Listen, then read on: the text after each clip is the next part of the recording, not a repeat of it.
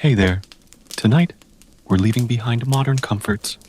No thermostats, no Gore-Tex, no steaming cups of oat milk lattes, and heading someplace a little frostier, to the upper reaches of the Alps, somewhere between myth and mildew, where winters creak like old wood and the wind seems to have a grudge. This is a story not of kings or wars, but of what it actually took to survive the cold. Cracked leather boots, mystery cheese that smelled like a dare, and the subtle art of not freezing to death before spring. If you find yourself unwinding to this kind of slow drift through history, half dream, half footnote, go ahead and like the video, or don't. Honestly, you've got enough decisions to make during daylight. If it truly brings you peace, though, subscribe. It helps us keep making these sleepy stories. Let me know in the comments where you're listening from and what time it is there. There's something oddly cozy about knowing others are dozing off across the world, all to the soft crunch of imaginary snow underfoot. Now get comfortable. Tuck your feet in. The fire is fading low, and there's a pot of something indistinct simmering over the coals. Let's ease into tonight's journey. The first sound is always the wind. Not a howl, not a whisper, just persistent. It slides down the stone like it belongs there, like it's lived there, longer than the goats or the people, or even the craggy trail scratched into the slope. You walk with your head slightly bowed, not out of reverence, but because that's what keeps the snow from slapping you directly in the face. The path isn't a road, so much as a suggestion. It curves around rocks, like it's trying not to wake them. Behind you, the faint clunk of something wooden against a back frame. Probably a cheese wheel. Not the good kind. The survival kind. The kind that's been passed down so many seasons. It might technically be your uncle. Alpine winters in the early medieval period were not what you'd call festive. No mulled wine, no sleigh rides. Just the subtle race between the cold, your rations, and whether your roof was really as waterproof as you claimed last autumn. Historians estimate that in some villages, snow could stay on the ground for over half the year, which makes you wonder why anyone stayed. But then again, moving was hard when your cart had square wheels, and your cow was also your best friend. You step over a shallow divot in the trail where someone dug out snow to check on. A buried fence post. It's gone now, reclaimed by drifts and time. A soft grave for forgotten chores. Inside your pack, a flask of something technically drinkable, some dried roots, and a sliver of reindeer hide you stitched into a mitt. The other mitt was lost last season to a dog. The dog, for the record, was not sorry. Cheese, though. Cheese was the lifeline. It's said that Alpine folk developed hard cheeses that could last the entire season without spoiling. Fermented, aged, and dense enough to double as roofing tile. Some were buried in snow to ripen. Others were dangled from rafters like pungent ornaments. There's one still dangling in your kitchen. And here's a strange little fact. In parts of what's now Switzerland, some believed cheese needed to hear prayers as it aged. Not for flavor, mind you. For health. A sort of holy fermentation. This has never been scientifically proven, but honestly, worth a try. You turn a bend, and the wind quiets slightly, just enough to hear the creak of your own knees. That's how you know you're almost home, or what counts as home. A low-roofed stone shelter, half sunk into the hillside, smoke curling lazily from a pipe that may or may not be entirely legal in construction. You nudge open the wooden door, swollen with frost. It resists you, like an old man with gossip. Inside, it's warmer, just barely. The hearth is low, but still glowing. A reindeer hides slung near the fire, drying from yesterday's snow. It smells like effort. You tug off your boots, stiff with ice, soft with wear, and wriggle your toes by the flames. One of your socks has a hole, It's been mended twice. You're starting to take it personally. From the rafters, a drip falls into a clay bowl. Not poetic, just roof melt. But for a moment, it feels like a metronome, marking the rhythm of this quiet, frozen life. No battles, no speeches, just boots, wind, and a cheese wheel with a name you made up during a particularly long blizzard. And if you're wondering whether the winters were survivable, well, you're here, but just barely. You probably won't make it through this day without at least 3 layers, 2 prayers, and a little bit of fermented luck. The cheese stares at you. Not literally, of course, but after a while, things take on personalities. This one has a dent where it fell off the table last week, and a scent best described as historically alarming. You give it a respectful nod and slice off a wedge. Survival doesn't wait for delicate noses.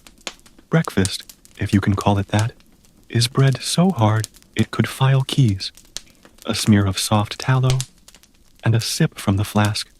You chew slowly, not for savoring, just because fast chewing risks a dental situation no one here is equipped to handle.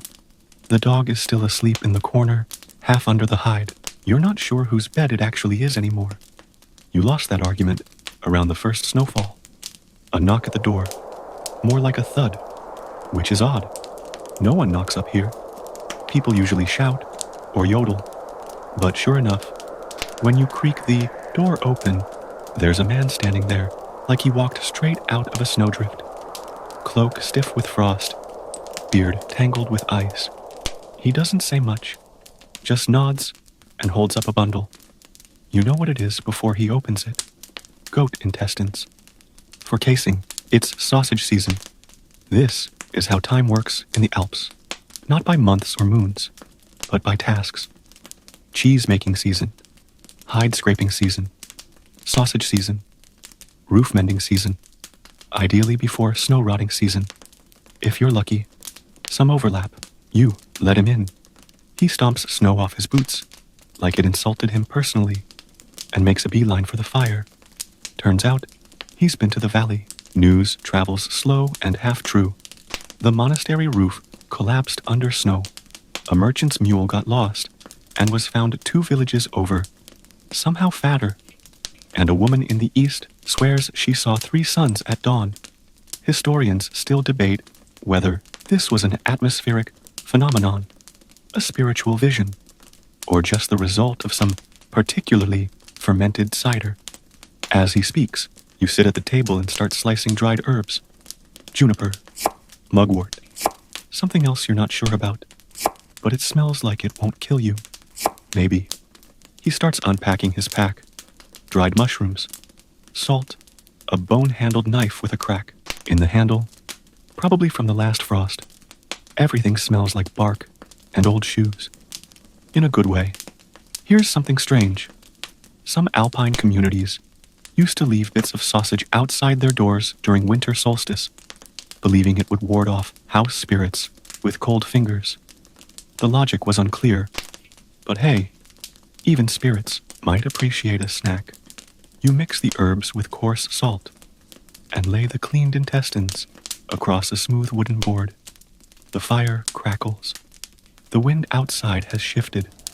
You can hear it pulling at the shutters like a bored child. There's no rush here. Everything is done slowly, deliberately, half because it's ritual, half because your fingers don't move so fast in this kind of chill. The sausage gets stuffed, tied, hung by the fire to dry, then later moved to the cellar to age. Everything has a place. Everything takes time. You wouldn't dare rush it. Rushing means mistakes. Mistakes mean illness. Or worse, wasted food. And in this world, wasting food is a bit like insulting your ancestors. Loudly, in public, outside the sun makes a brief appearance. Squeezing through clouds like it's apologizing, you step out and feel it on your face. Just for a second. The warmth doesn't last, but it's enough. You look out over the slope, where footprints have already half filled with snow. It's quiet. You can smell the pine resin, hear a distant crackle, either a tree settling or a goat making choices. And somewhere in the back of your mind, you remember you've still got a wedge of cheese in your pack, one that hasn't betrayed you yet. Not a bad start to the day. Let's keep walking. There's a point in every alpine morning when time forgets to move. You stand outside, the snow crunching faintly beneath your feet, and it feels like the world hit pause. Nothing stirs. No birds, no voices, just the sound of your breath slipping out into the cold air, like little ghosts who gave up on haunting anything warmer. This is the hour when chores creep in, uninvited. The wood piles low, again, which is mildly insulting, considering how much you chopped before the snows came. You swear the logs are either shrinking in the night, or someone is sneaking over and stealing heat by the armful. You briefly suspect the dog. The axe is leaning against the shed door, half frozen to the ground. You pick it up, give it a test, swing, and feel that familiar creak in your shoulder, the one that always shows up the week after sausage season. You shrug it off. No one survives up here without a few creaks, and so you chop. The rhythm is steady. Wood splits, snow scatters. Steam rises off your back. It's not glamorous, but it's honest. The kind of labor that doesn't ask questions. It just insists. You keep going until the pile feels like a sentence with a proper period at the end. In some parts of the Alps, folks believed that wood chopped in silence burned hotter, a sort of fire charm. It's probably superstition, but you find yourself quiet anyway, just in case. Besides, you're too winded to argue with myth today. A few swings later, you notice hoofprints, fresh ones, near the trail that skirts your cabin. Reindeer, maybe. Or a neighbor's half-domesticated goat out looking for trouble. The prints disappear into a stand of fir trees, where the snow grows deeper and the wind shifts oddly, like it's listening. You pause. Could be worth following, or could be nothing. But this is how people found things back then, by wandering after animals, like slightly bored prophets. Inside the trees, the wind dies down. The air is still, muffled by snow. You walk slowly, eyes tracing the uneven prints and the way they seem to zigzag like something indecisive. There's no real path, just the occasional snapped twig or a tree with old bark worn smooth by years of passing packs. Then you see it, a tiny hut, almost invisible, tucked into the hillside, like it's trying not to be found. Smoke curls from a crooked chimney. A carved antler dangles above the doorframe, swaying slightly. Someone lives here, and somehow you've never noticed it before. You knock, because that's what polite people do, even in the middle of a forest, when no one's expecting visitors. A voice calls out, not surprised, not alarmed, just a gravelly, "Come in then," as if they'd been waiting, or maybe just hoping you'd bring firewood. Inside, it's cramped and warm. The space smells like dried herbs and goat hair. There are bundles hanging from the ceiling, some fur, some root, some unknown and aggressively spiky. You spot a kettle over the hearth, and what looks suspiciously like a taxidermied ferret wearing a crown. You don't ask. The woman inside is old, in the way trees are old, weathered, calm, and vaguely judging. She doesn't introduce herself, just nods at a stool and asks, "Hungry?" You nod. She hands you a bowl of something thick and brown and comforting. It tastes like mushrooms, onion, and secrets. You eat slowly, warming from the inside out. "Snow's late," she mutters, watching the fire. "Means spring will be worse. It always balances." You nod again, because you don't have a better answer. And she seems the type who respects agreement over argument. Historians still argue over how isolated these Alpine families really were. Some say they lived in tight-knit clusters with constant contact. Others believe certain valleys went whole winters without a single traveler. Both might be true. Depends on the slope, the year, the stubbornness of the goats. You learn, slowly, that the woman keeps bees. Alpine honey. Rare, potent, and rumored to cure nearly everything except bad decisions. She stores it in ceramic pots, buried in snow to keep it from crystallizing. Offers you a spoonful, thick and golden and floral. It tastes like summer disguised in winter's coat. In ancient Alpine folklore, it's said that honey carried dreams, that a single drop on the tongue before sleep could bring visions of warm meadows and lost loved ones. She doesn't confirm this. She just watches you taste it and says, "You'll sleep well tonight." You thank her. Leave a wedge of cheese in trade. The good kind. The one without a name. Back outside, the wind has shifted again. It brushes your cheek, like it forgot it was supposed to be cold, and came back apologetically sharp. You follow your own prints back to the trail, past the firs, past the goat tracks, back to your cabin where the dog is now on your bed, and pretending not to notice your return. You sit, sip the last of the broth from the bowl you brought back, and wonder how many huts like that are tucked into these hills. How many people are living quiet, hidden lives, with bees and stories, and soup thick enough to stop time. And you wonder how many other visitors they've had this winter. You wake up the next morning to the sound of dripping, an unmistakable plink, plink, from the ceiling's lowest beam, which means one thing, thaw.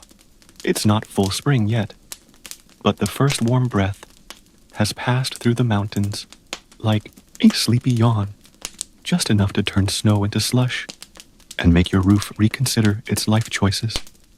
The dog is outside, sniffing the air with the intensity of someone writing a weather report in their head. You open the door to a world slightly softer than yesterday. The snow isn't gone. It's just different, crusty, damp, glinting under a pale sun like sugar that forgot how to sparkle. This is when people start talking about mud. Not out loud, not yet, but mentally, you're preparing. The roads will vanish. The paths will turn into soup. Boots will betray you. But for now, it's still pretty, still crisp.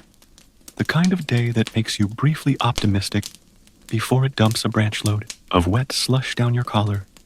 You head to the storage pit, buried under a lid of pine boards and packed snow. Inside, the usual suspects: dried peas, root vegetables, a suspiciously shriveled apple, and, miraculously, one final brick of cured meat you forgot was there.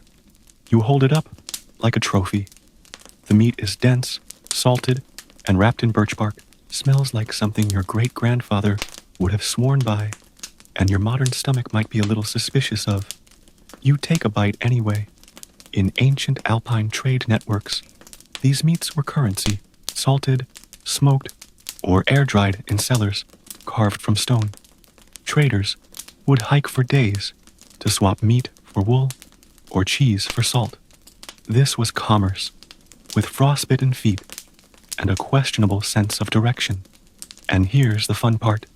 There are records, scattered, patchy, of people tying meat to sled dogs and sending them down the mountain alone. It wasn't common. It wasn't always successful, but apparently it worked often enough to become a real idea. Historians still aren't sure how many of those dogs made it to the right village. Some think the meat was mostly just retrieved by very smug foxes. You take your brick of meat and head back inside. There's stew to make, something warm and slow-cooked. You toss in lentils, dried onion, that one carrot you've been saving like a secret, and a chunk of the reindeer sausage from earlier. As it simmers, the smell begins to wrap itself around the walls like a friendly ghost. Everything smells like salt and smoke and patience. You sit by the fire, mending your other mitten. The thread is uneven, but you're not aiming for elegance, just basic dignity. The kind that says, yes, both my hands are equally protected from frostbite. Thank you. Midway through, the door creaks. A neighbor, short, wide, wearing 5 scarves, and a look of mild concern. He saw smoke, wanted to check you weren't dead. You gesture to the stew. He stays. This is the Alpine version of hospitality. If someone smells cooking and shows up, you feed them. No questions, no expectations. You eat together, talk a little, mostly chew, and sometimes, if the company is good and the food is hot, you share stories that might not be entirely true. He tells you about a time he saw a crow steal a spoon straight out of someone's hand, claims the bird used it to dig at a snowbank. You nod, like this is perfectly normal. Because, honestly, up here, it might be. He leaves with a bowl. You don't mind. You'll get it back when the thaw finishes and everyone remembers who borrowed. What? The stew simmers down. The sun dips lower, gold turning to gray. The snow outside begins to freeze again, slush crusting into evening armor. You lay another log on the fire and lean back, full belly, warm feet, hands smelling faintly of birch bark and onion. And just before you close your eyes, you swear you hear something outside, a faint jingle, like a bell, or maybe a goat with a loose moral compass. Either way, it can wait until morning.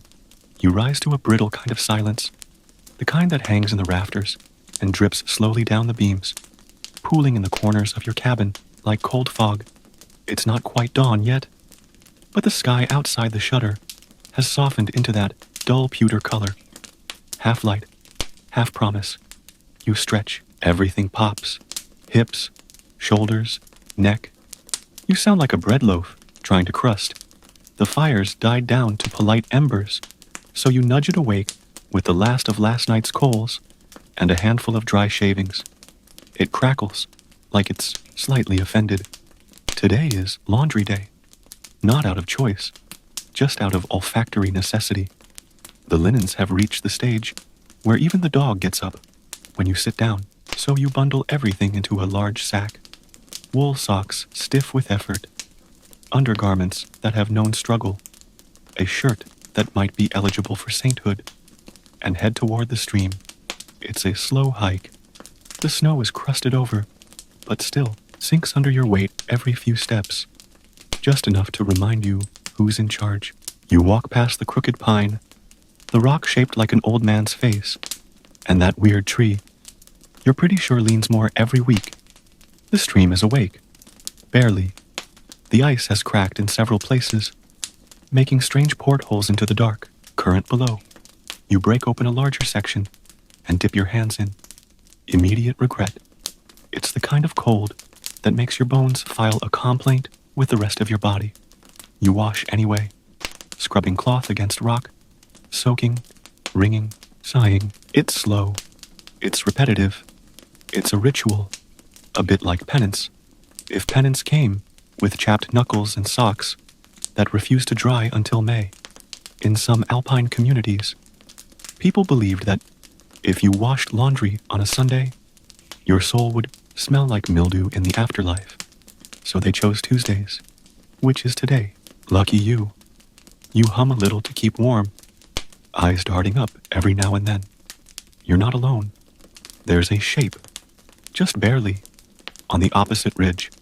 A figure walking along the crest with a long stick. Could be a shepherd. Could be someone gathering herbs.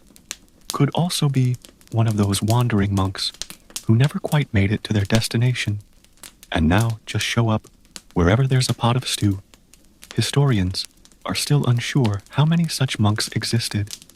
Pilgrims, hermits, seekers of remote truths, but enough to warrant a mention in tax records, which is really saying something. You finish the last sock and hang the linens on a rope you strung between 2 pines years ago. The rope still holds, even though one of the trees is dead and the other is trying. You squint up at the sky. No more snow today, maybe. Just fog on the horizon, a quiet hush that says, nap later.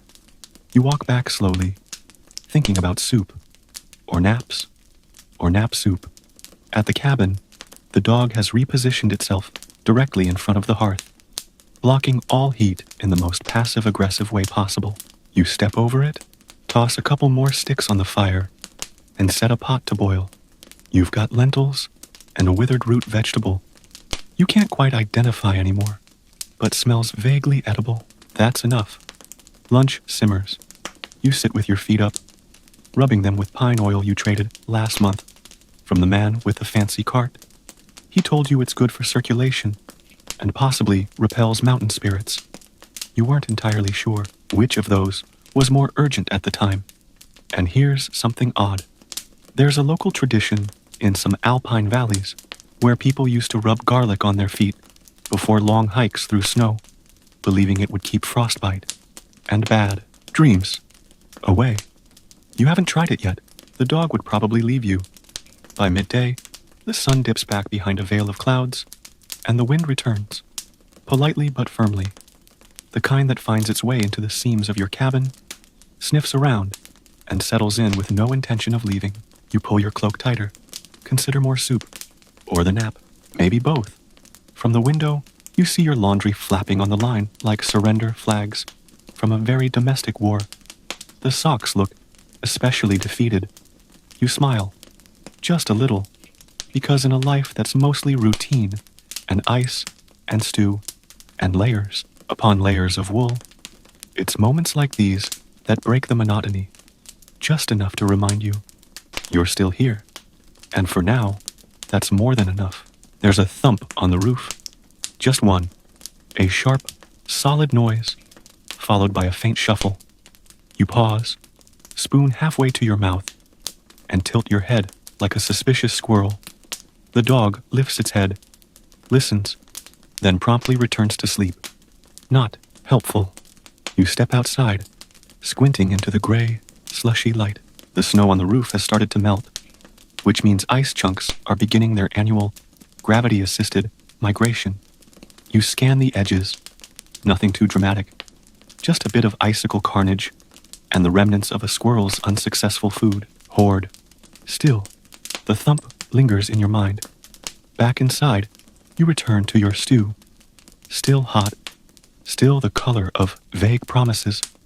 You eat slowly, listening to the fire crackle and the sound of water dripping steadily from the eaves. It's a quiet rhythm, the kind that turns time into something soft and background-colored. After lunch, you decide to venture to the storage shed, not because you need anything specific, mostly because you've been inside too long, and the walls are beginning to look judgmental. The path to the shed is narrow now, walled in by snowbanks. You walk carefully, one boot in front of the other, the edges crumbling underfoot like old parchment. The door creaks open with the usual resistance, and the familiar scent of smoked wood, damp straw, and aged potatoes greets you like an awkward relative. You take stock. Dried beans. Check. Empty grain sack with a rat-sized chew hole. Uncheck. Mystery object in the corner, wrapped in cloth and regret. Still there. You don't look too closely. And there, tucked on a high shelf, is what you were half hoping to find. A slab of bark. Cloth. The kind you use for patching windows, boots, or dignity. You tuck it under your arm and head back, footsteps muffled in snow. Here's something weird. In certain mountain regions, people used birch bark, not only for repairs, but for writing long, deeply personal messages to cows. Yep. According to scattered records, it was believed that whispering worries into bark and tying it to a cow's horn could help lift household burdens. Did it work? Unclear. But the cows had excellent self-esteem. You returned to the cabin just in time to catch the sun, making a brief, awkward appearance like someone arriving late to a funeral. It glints off the snow in a way that makes you wish you had better curtains. You repair the torn corner of the window with the bark cloth, pressing it into place with a few iron nails and a prayer to no one in particular. The wind stays out. Mostly, afternoon turns into evening with very little warning. That's how it happens here. One moment, you're squinting at reflective snow. The next, you're lighting a tallow candle and muttering about shadows. The stew is still warm on the hearth. You sip it again, less out of hunger, more out of inertia. Outside, the air goes very still, and you remember something your grandfather once said: when the wind stops listening, the mountains are planning something. You weren't sure what that meant back then. You're still not. But it keeps you company now. As night creeps in, you bundle into your layers, pull the furs around your shoulders, and rest against the cabin wall. The dog exhales deeply. The fire hisses one last pop, and you stare at the ceiling beam where the water dripped this morning, now dry, at last. You're up before the light, but not before the cold. It moves faster than you, always waiting by the door, like an old friend who overstayed their welcome decades ago. You light the fire with stiff fingers, coaxing the embers into flame while your breath fogs the air in slow spirals. Somewhere behind you, the dog lets out a long, theatrical sigh. It's not ready either. Outside, the world is caught between seasons. The snow has sunk in places, exposing patches of stone and stubborn tufts of winter grass. The air smells different, less like silence, more like something waking up under layers of frost and regret. You've decided to walk to the lower valley today, not for any real reason, just the need to move, to see something besides your own firewood pile and the one-eyed ferret figurine on the mantel. You pack some bread, a slice of cheese you're slightly afraid of, and a flask of heated broth. Then you dress like a matryoshka doll, layer inside layer, until you're more wool than human. The path down is steep in places, worn into the mountain like a whispered apology. It winds between boulders and past a half-frozen spring that babbles year-round. No matter how much the snow tries to shush it, you pass a tree that once held a bird's nest, now draped with an old ribbon. You don't remember tying it there, but someone did. The valley opens slowly, like a curtain drawn back. Smoke rises from a few scattered chimneys. You hear the clank of metal. Someone working on a sled runner, probably, and voices, not loud, just enough to remind you that people still live down here, scratching out stories in the frost like everyone else. You're greeted by old Leon. No one calls him that, to his face, of course, mostly because his hearing's gone, and he wouldn't notice anyway. He's sitting on a bench with his boots off, steaming his socks over a bucket of hot stones. You nod. He nods. That's enough conversation for now. You trade a few things in the communal shed. An extra length of cord for some dried cherries, a cracked comb for a bottle of vinegar. The cherries are a luxury. They'll taste like summer if you close your eyes and lie convincingly. Someone's carving a spoon. Someone else is mending a net, even though the nearest fish has probably retired. To legend, a child runs past with a pine cone in one hand and a goat following, for reasons unknown. There's a quiet rhythm here, not bustling, not lazy, just steady. The kind of life where every gesture has been done 1,000 times before and still somehow matters. In one of the houses, an old woman is singing, a lullaby, maybe, the kind with no words, just long vowel sounds passed down through throats like candlelight. It's said that in some Alpine villages, people used to hum certain tunes while cooking bread dough, believing it helped the yeast rise more gently. No one's sure if it's true, but the loaves were fluffier, or so the stories claim. As the sun dips low, you thank Leon with a nod and start the climb back up. Your boots are heavier, but your mind feels lighter. The path is the same, yet not. Familiar snow crunches underfoot, and the mountains look on like tired guardians, their faces unreadable. By the time you reach your cabin, the sky has turned lavender and ash. You stoke the fire, warm your hands, and bite into one of the cherries. It tastes like memory. Tonight, the wind returns, but not with anger. It moves gently, like it's searching for something. A curious sort of breeze, nosing under eaves and through chimney stones like it lost its keys somewhere in the rafters. You wrap yourself in the thicker blanket, the one lined with stitched patches from winters past. Some of them are old shirts, others are pieces of curtains. One might even be part of a coat you wore as a child. It's like sleeping beneath a small museum of fabric regrets. The dog curls into your side, radiating heat like an inefficient furnace. Its nose is cold, its dreams are loud, and it kicks in its sleep with the precision of a trained mule. You endure. By morning, the world has turned white again. Not a storm, exactly, just a soft, steady offering from the sky, like the mountain exhaled all night and left the flakes to settle where they may. Your footsteps vanish behind you almost as quickly as you make them. It's a good day for sewing.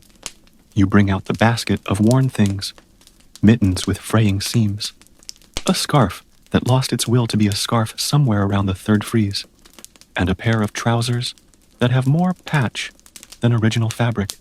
It's comforting work, predictable, a needle in, a needle out, time stitched together with every tug.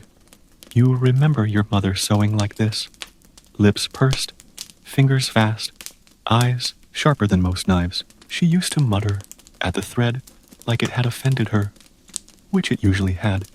In one mountain community, there was a tradition of embroidering secret messages into the hems of winter clothing, little blessings, hidden names, even crude jokes, if the stitcher had a sense of humor. You've tried it once or twice. There's a mitten in the drawer that says, "Nice try, frostbite." A knock at the door. You're always surprised by how loud it sounds in the quiet. It's not a neighbor this time.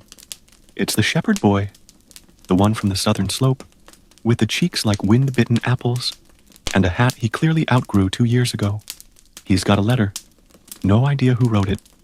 Just told to bring it here and not ask questions. It's sealed with wax, but crooked. The script is careful, almost shy. Inside, a list. Barley, thread, a bit of soap, and a note that says, simply, if possible. You write back a reply on a scrap of birch paper. It curls at the edges and smells faintly of mushroom. Your handwriting is worse than it used to be, but you manage. Barley, yes. Thread, some. Soap. We'll ask the wind. The boy leaves with a satchel of goods and a lump of bread. You stand in the doorway for a moment, watching his boots disappear into the falling snow.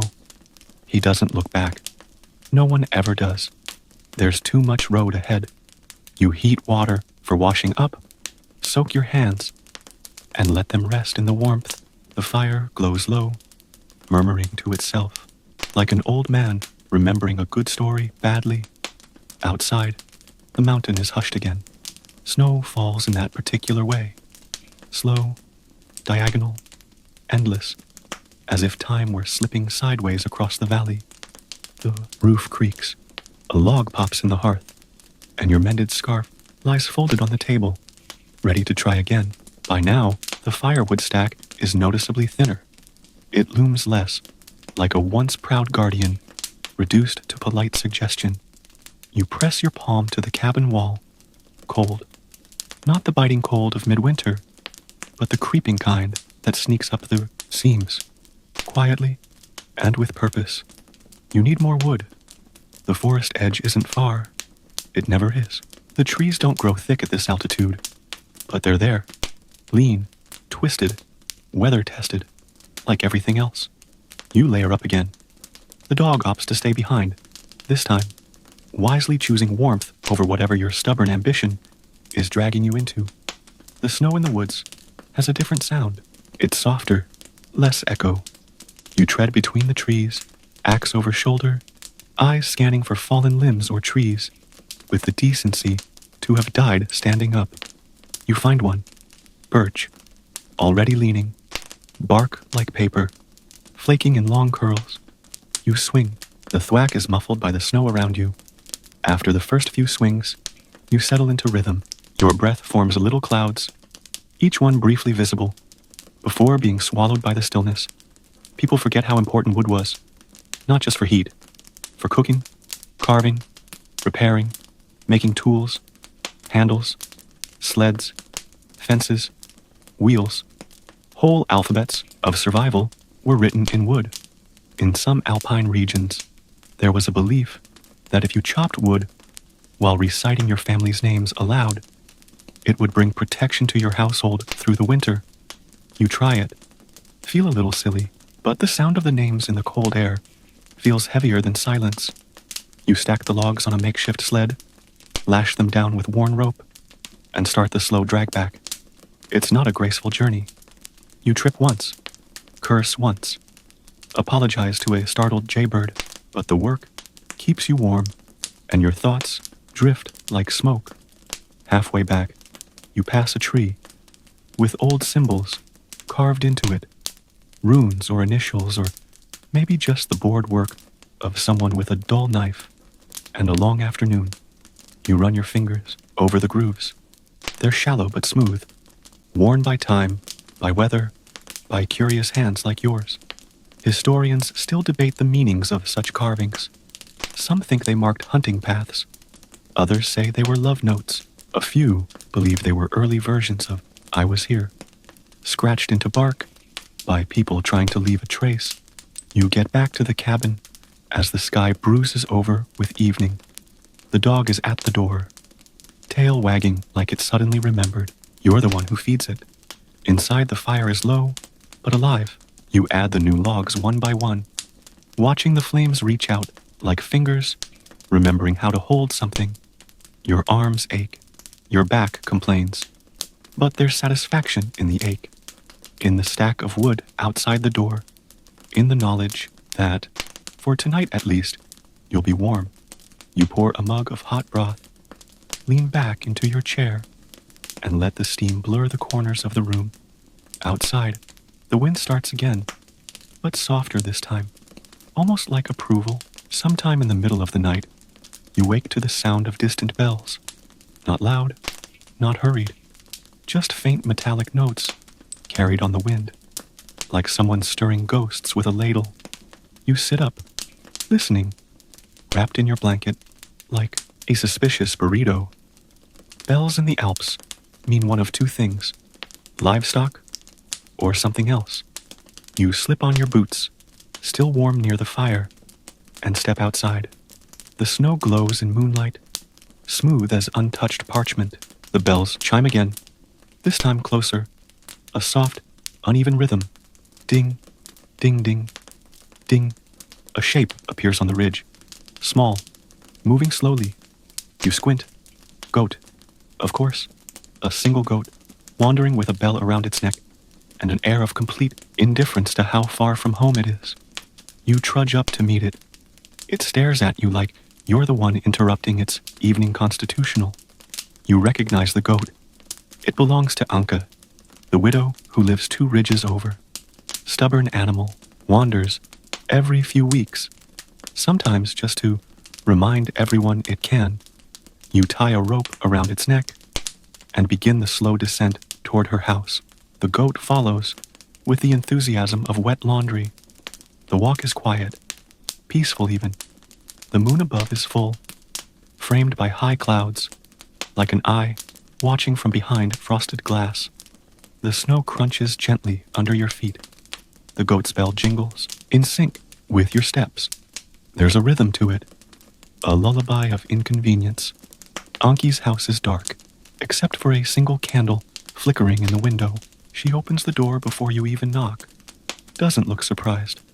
Just raises one eyebrow like, "Again?" You nod. "Again." She takes the goat, offers you a mug of something dark and herbal. It tastes like boiled moss and regret, but it's hot. You thank her anyway. She tells you the goat has been doing this since her husband died 3 winters ago. Always wanders when the moon is full. Always ends up near your ridge. "Maybe he's looking for someone," she says, not quite joking. You sit for a while. No need to rush. The candle burns low. The goat eats something out of a tin pail and looks smug. Anki pulls out a small cloth pouch. Inside, a bone comb, an iron key, and a tiny bundle wrapped in wool. She's making a charm for spring. Says it keeps the chimney from crumbling when the thaw comes too fast.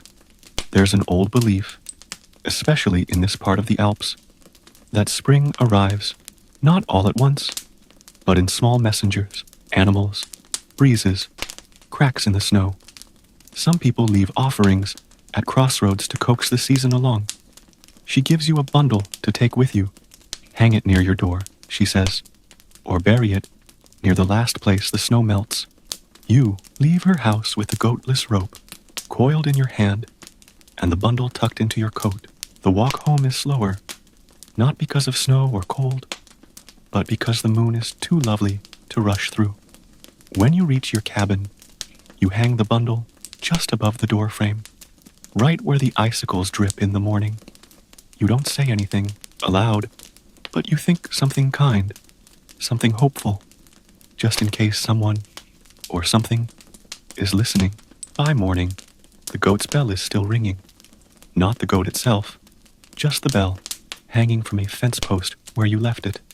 A quiet little echo in the breeze, like the mountain trying to remember a melody. You step outside with a mug of warm barley tea, stare out across the slope, and watch the snow start to melt in streaks. Thin ribbons of brown earth appear here and there, like veins surfacing beneath pale skin. It's the beginning of the big melt, which means it's time to dig out the tools. You lift the trapdoor beneath your sleeping cot, the storage nook, where the real treasures hide. A rake missing 2 tines, a spade with a handle carved smooth by generations of blisters, a wooden yoke for hauling buckets, even though your shoulders groan at the sight of it. The season of stillness is ending. The season of mud is arriving with damp feet and a knowing grin. You step out to check the path. It's no longer snow. It's not yet earth. It's something in between. Every step makes a squelch that sounds faintly obscene. You ignore it. There's work to be done. The communal spring needs clearing. It's not a glamorous job. No one volunteers for it. But everyone uses it, so everyone does it. Eventually, you trudge down the slope with your rake over your shoulder and your patience tucked in deep behind your ribs. When you reach the spring, it's half frozen and fully clogged. Twigs, leaves, an old scarf, a small shoe, standard offerings from the thaw. You start raking. Slowly, the cold water seeps into your boots. You pretend not to notice. The mud clings to everything. Your clothes, your pride, possibly your soul. But slowly, the spring begins to run clearer. The water gurgles over stones, like it's clearing its throat. After a long nap, you pause to drink. The water is shockingly cold, clean, and a little sweet. You let it sit on your tongue, then swallow. It tastes like winter's last apology. In some Alpine villages, people believed that the first drink from the spring after the thaw was sacred, said to carry the memories of the mountain itself, whatever that means. Some even left coins at the spring's edge, asking for dreams that wouldn't haunt them. You don't leave a coin, but you whisper a name, not for anyone living. The clouds roll in by late afternoon. Not stormy, just soft, thick, and gray enough to make everything feel wrapped in wool. You finish clearing the spring and head home with a bit more mud and a bit less illusion. Back at the cabin, you peel off your boots and lay your socks near the fire. The dog gives them a wary sniff and relocates to the furthest possible corner. You can't blame it. You spoon a bit of yesterday's stew into a pot and stir slowly, watching the broth swirl into warm spirals. You find a lone dumpling at the bottom. Unexpected, slightly soggy, and worth celebrating. Somewhere beyond the ridge, a raven calls. The wind answers with a sigh. You sit by the fire, sipping stew, toes finally warming. And even though the room smells like wet wool and onion, it feels right. Not clean, Not perfect, but honest. It starts snowing again that evening. Not heavily, just enough to cover the mud you spent all day stomping through. Of course, the mountain has a sense of humor, a petty, persistent one. By morning, the world looks clean again. Not new, just cleaned, like someone wiped off the fingerprints.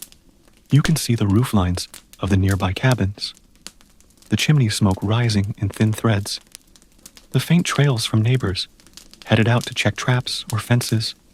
You decide to follow the old trail, north, the one that cuts along the edge of the ridge and dips down toward the pine grove. It hasn't been used in weeks, maybe months, but your feet remember it. That's the strange thing about paths. They live in your body, even after they fade from the land. You pack a small satchel, just the usual. A heel of bread, a slice of sausage, a stub of cheese that's beginning to develop its own opinions. You take your walking stick, the one with the notches for every year you've managed to avoid falling into a snowbank. The trail is quieter than you remember, softer. Trees lean in from both sides like old gossiping relatives, and the snow muffles your steps until it feels like you're walking through a memory. You pass a broken shrine along the way, just a circle of stones and a weathered bit of wood someone once carved into a cross. It's half buried in snow now, leaning like it's too tired to bless anything. You pause, brush some snow away, not out of piety, just respect. In Alpine tradition, these roadside shrines weren't always religious. Some were simply markers. This is where the avalanche stopped. This is where the traveler turned back. This is where someone remembered someone else. A few even held tiny trinkets, ribbons, teeth, buttons, offerings to whoever might be listening. You leave behind a pine cone. It's all you have on hand, but it feels fitting. The trail continues, winding between trees that remember wolves and older winters. You spot a rabbit trail, a fresh one. You smile. Someone else is surviving. A little farther on, you reach the grove. The snow here is untouched, soft piles on every branch. A hush so complete, it feels like you stepped into a painting. You sit on a fallen log and unwrap your satchel. The bread is hard. The cheese tastes like resentment. The sausage is fine. You eat slowly, savoring the stillness more than the food. You think about your neighbors, about how every cabin is its own little planet orbiting this silent world. How people here survive, not through grandeur or courage, but through small, stubborn routines. Mending, stirring, listening, showing up again, even when the firewood is wet and the goats have chewed through the fence. Historians still argue about how much community actually existed in isolated alpine settlements. Some argue for strong kinship bonds. Others say people were more alone than records suggest. But they all agree on one thing. Nobody made it alone forever. You finish your meal, brush crumbs from your lap, and rise. The clouds are thinning, and the trail looks different in the changing light. You follow it back with a new slowness, letting your thoughts drift like smoke through trees. Back home, the fire is still going, barely. The dog wakes, then pretends it didn't, curling back into its pile of furs with a single judgmental snort. You boil water for tea, stretch out by the hearth, and stare into the flames. They flicker, like they're unsure whether to keep dancing or die out altogether. You sip, you listen, and the snow falls outside in lazy, drifting lines. Quiet punctuation for another sentence in your long, slow life above the valley. You wake to the sound of dripping again. Not inside this time, thankfully. Just the slow, rhythmic tap of meltwater slipping from the roof onto the porch stone. It's a small, familiar sound, but today it has meaning. The ice is loosening its grip. You sit up slowly, joints cracking like old book spines. The fire's down to its last glow, but the cabin isn't freezing. That alone feels like a small miracle. The dog yawns dramatically, flopping onto its side like it's been personally wronged by the sun. You open the shutters. Light floods in, bright, white, bouncing off snow, like the mountain is trying to blind you into believing it's spring. It isn't, but it's trying. You make porridge, thick, slightly burnt, made with the last of the oats, and a handful of dried berries that still taste more stem than fruit. It's not elegant, but it's warm and stubborn, and that's more important. You eat it at the window, watching the snow fall in tiny bits from the trees, catching the light like glass dust. Today is for mending the fence. The posts near the goat's yard have collapsed under the weight of winter. You saw them sagging last week and pretended not to, but now the snow has pulled back just enough to make ignoring them a little too obvious. You gather your tools, a dull hammer, a coil of wire you've used so many times, it's more knot than coil. A few nails scavenged from furniture that gave up before you did. You work slowly. The sun is out, and it warms the top layer of snow just enough to soak through your boots. You try not to notice. Each strike of the hammer echoes off the slope, bouncing down into the valley like a warning or a song. There's something satisfying about fixing things with your own hands, even when it's clumsy, even when the fence still leans, like it's questioning its life choices. At least it's standing. In some alpine villages, fences were more than functional. They were symbolic. A properly built fence meant order, survival, pride. Families carved marks into their posts, passed them down like heirlooms. There's one such mark on your own gate, a looping spiral, probably once meaningful, now mostly decorative. You trace it with your fingertip. There's a lull in the wind, a silence you've come to recognize. Not peace, but pause. The in-between moment when the mountain decides what comes next. You lean on the fence, breathing in the sun-warmed air. It smells like wet bark, thawing moss, and the faintest hint of animal. Probably the neighbor's goat again. You hope it doesn't try for a second career in trespassing. Your hands ache from the work, but it's the good kind of ache, the kind that earns its place. You step back, eye your handiwork. The fence still wobbles, but so do you some days, and you're both still upright. Later, back inside, you peel off wet clothes and hang them near the fire.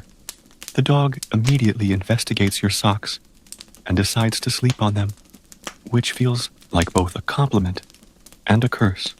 You sip some boiled pine tea. It tastes sharp, like licking a log, but in a cleansing way, or so people claim. Historians are unsure whether pine tea was truly common among alpine folk, or if it's been romanticized by herbalists and enthusiastic reenactors. What's certain is that it smells better than it tastes, and it allegedly kept scurvy away, which is enough for you. Evening settles slowly. The fire pops, the shadows stretch. You lie back in your chair, blanket over your knees like an old poet waiting for inspiration, or a cat. Outside, something shifts, a branch cracks. A distant owl calls once, and then goes silent. You listen, half alert, half dreaming. But whatever it was, it's past. You let your eyes drift closed, knowing the fence will still be standing tomorrow, even if it leans a little. You wake to birdsong, not just one bird, but a whole cautious chorus, as if they've been holding back all winter and finally decided to risk it. It's tentative, a little out of tune, but it's enough to pull you from your sleep with a sense of possibility. You open the door to a world that's not quite winter, not quite spring. The snow still clings to the ground, but the air is lighter. It smells of meltwater and sap. You breathe it in like someone starved of fresh pages in a favorite book. Today, you'll walk to the ridge, the high one, not for trade, not for duty, just to look. You pack your usual travel pieces, A wedge of last week's bread, now firm enough to use in self-defense, and a thick slice of that infamous cheese. You pretend it's improved with age. You also slip a small carved token into your pocket. A gift from a neighbor last winter, shaped like a bird with one wing slightly too large. A charm for safe travels, or possibly just bad whittling. The trail is steep, but the snow has melted enough to reveal stones and roots. You take your time. The sun breaks through now and then, casting pale light through skeletal branches. It feels good on your face. Not warm, exactly, but not hostile. You reach the top slowly, boots crunching through patches of frozen mud. And then you're there. The ridge opens out to the whole valley, the mountains stacked in layers, like wrinkled paper, folded by giants. The sky is wide, clean. You sit on a flat rock and let the silence stretch. In the distance, you see smoke from other chimneys, tiny lives tucked into slopes and crags, stubborn flames refusing to go out. It's strange, being surrounded by so much emptiness and still feeling held. You nibble your bread. It's dry. You soften it with a sip of snowmelt from a hollowed gourd. The cheese is brave. You eat it anyway. In some parts of the Alps, ridge walks like this were used to honor the passing of the seasons. People would climb high, leave tokens, whisper wishes, not for gods, necessarily, but for the mountain itself. A kind of quiet pact. I see you, you see me. Let's not kill each other this year. You take the bird token from your pocket and leave it on the stone beside you. Not because you expect anything, just because it feels right. The wind picks up, brushing past your ears like a secret. You close your eyes and listen, not for messages, but for the sheer comfort of something other than your own heartbeat. Eventually, the cold reminds you of time. You rise, brush snow off your legs, and begin the descent. The path feels easier now, familiar, worn in. By the time you reach home, the light is fading. You stoke the fire, take off your boots, and stretch your legs before it, like a cat trying not to be obvious. The dog approves, then steals your spot the moment you get up. You boil the last of your dried lentils, and add a scrap of smoked meat from the bottom of the sack. It's not much, but the scent fills the room with purpose. Outside, the birds have quieted again, but you heard them, and that alone tells you the season is shifting, even if just a little. It rains during the night, not a thunderstorm, not a drizzle, just that steady, soaking kind of rain that seems to want into everything, the kind that finds the weak spot in your roof, no matter how well you patched it last summer, which, as it turns out, you did not. You wake to the unmistakable sound of drip, drip, drip, and the even more unmistakable sensation of dampness on the blanket where it most certainly doesn't belong. You sit up, frown, look upward. The leak is small, but smug. You move the cot slightly, as if that solves anything. It doesn't, but it makes you feel like a person who acts on problems. You put a pot beneath the drip and light the fire. The dog watches you like you're the reason for the weather. You assure it, quietly, that you are not. Outside, the world is a slush of browns and grays. The snow is retreating with dramatic flair, melting in uneven patches, revealing flattened grass and mud that seems to judge you with every step. Today, you'll stay in. There's too much water and too little reason to test the slope. Besides, the leak's a perfect excuse to do something that's been on your list since last October. Fix the roof plan. No, not the roof itself. That's a job for drier weather and stronger knees. But the plan, the sketch, the notebook page with dimensions and angry arrows, and a hopeful little doodle in the corner, labeled Someday. You dig out the notebook. It's warped from that time it got too close to the stew pot. The pages stick together in places. You smooth them with the back of your hand, pick up a pencil stub, and begin to revise. The dream roof includes cedar shingles, maybe a skylight, maybe insulation, made of wool instead of hope. You cross things out, add notes, draw a chicken for no reason. It's not efficient, but it helps. In medieval Alpine homes, the roof was the most valued part of the house. Some families were known to keep logs, of which beams were passed down through generations, like heirlooms, except heavier and more leak-prone. There were even customs forbidding strangers from sleeping beneath a household's roof without permission, not for privacy, but for luck. You never thought about your roof as an heirloom. Mostly, you think about it as a necessary evil with structural opinions. But still, you keep sketching.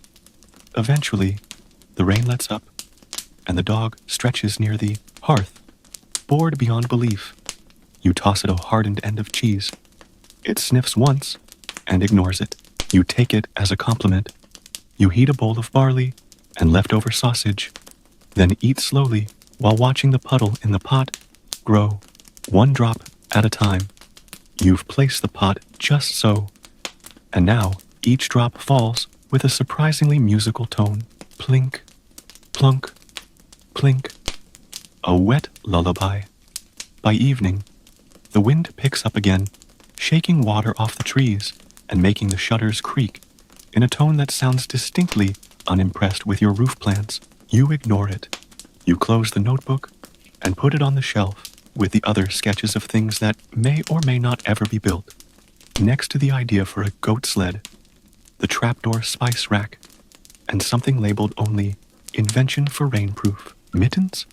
The fire burns low. The dog finally eats the cheese. The pot still catches the drip, steady and certain. And somehow, that's enough for now. Morning greets you with fog. Not the gentle kind. The dense kind that turns every tree into a ghost and makes your own boots vanish below the knees. It creeps under the door, into your breath, your clothes, your mood. Even the dog seems skeptical, sniffing the air like it suspects a trap. You light the fire with a flint that sparks only on its third try, and brew a small pot of mountain tea, pine, dried chamomile, and a root whose name you've forgotten, but smells vaguely of old bread. There's no real plan for the day, which is dangerous. Idle hands, after all, make mischief, or worse, start sorting the button jar. But the fog leaves you restless, the kind of restless that sends people off to wander for no reason other than to be somewhere else. So you take the small lantern and your walking stick, wrap your scarf around your face, and step into the cloud.